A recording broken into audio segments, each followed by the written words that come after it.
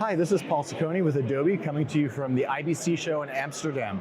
We've got some amazing new tech going into Adobe Premiere, After Effects, and Frame.io this year.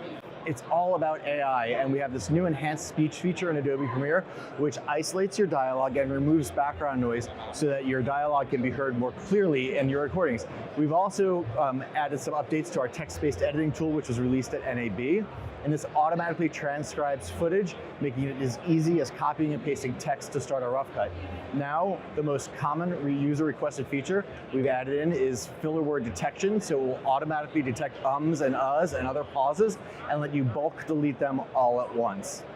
In addition, the Premiere Pro timeline is over 5 times faster than before, so editing is much more interactive and really, really smooth. So everything that you do in Premiere is going to be a little bit faster.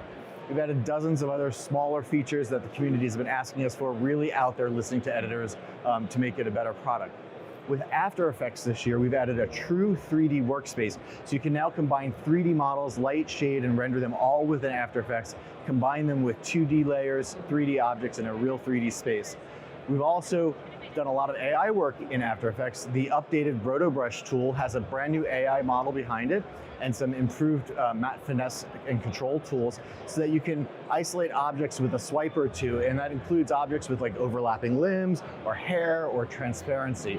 So really great new updates to After Effects and Premiere, and those are all in beta. On the Frame.io side, we've introduced Storage Connect, which allows our enterprise customers to use the cloud storage they already have with Frame.io.